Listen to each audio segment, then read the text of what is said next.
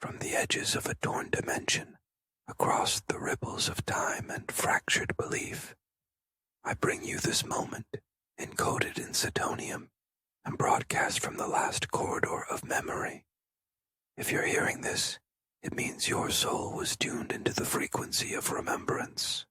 So don't just watch, align. Stage 1. The EVE Directive and the Court of Angels. Before Time's arrow found its mark, a promise was etched across the realms, the inheritance of individualized divine kingdoms. These weren't just heavens. They were harmonized realities only accessible to those who passed the sacred alignment test known as the EVE Directive. Elorian, a radiant soul forged from light and will, is now the focal point of this cosmic tribunal. Will he ascend into timeless grace or unravel within the voidness dark hole of light? His trial spans not merely dimensions, but the four forces of timeline, each weighing a facet of his being across natural divinity, chaotic fragmentation, mathematical equilibrium, and cinematic renewal. To face eternity, one must first meet their own reflection in still light, the narrator said reverently. Elorian, shimmering with residual soul frequencies, is summoned for final judgment. Each covenant kept, each intention weighed, the outcome ascension or reprogramming. The all-time Father does not offer comfort, only clarity. Elorian stands, a witness to his own divine audit. The moment fractures, the narrator solemnly explained. Your soul is now a kaleidoscope of sprime. Try not to get dizzy, the narrator teased playfully. The judgment's failure sends Elorian spiraling into the voidness dark hole of light. Time distorts. His essence unravels into sprime particles, pure quantum syntax, each one analyzed, repurposed, redistributed.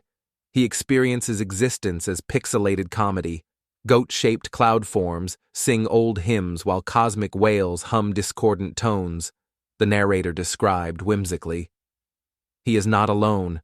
All unaligned souls pass through this celestial centrifuge. The chaos has rules, and somewhere in it, a voice, the all-time Father's, speaks again. You will cycle again, the narrator affirmed. You are no longer Elorian. You are now a variable in the equation of existence. The narrator transformed the words. The dissolution completes. Elorian no longer exists in a fixed identity. Now part of the universal matrix, he drifts as an anomaly, a roaming potential embedded in multidimensional vectors. Through the framework of the matrix, he glimpses himself in probability equations. Entropy becomes rhythm. Purpose becomes wave function. The next judgment event is unknowable, but possible, the narrator philosophized. One life ends, one loop starts. Cue the cosmic harp and give the goat angel a megaphone, the narrator quipped humorously. In an off-tempo orchestral finale, Elorian's soul hums within a fractal song of dimensional rebirth. The voidness spins backward for a frame or two. Somewhere in the Court of Angels, a cherub sneezes in harmonic resonance and accidentally cues a new cycle, the narrator playfully narrated. The EVE Directive has not ended. It continues. And Elorian? He might just make it next time, the narrator concluded hopefully. The voidness, dark hole of light, functions as a dual-space entropy reallocation gateway.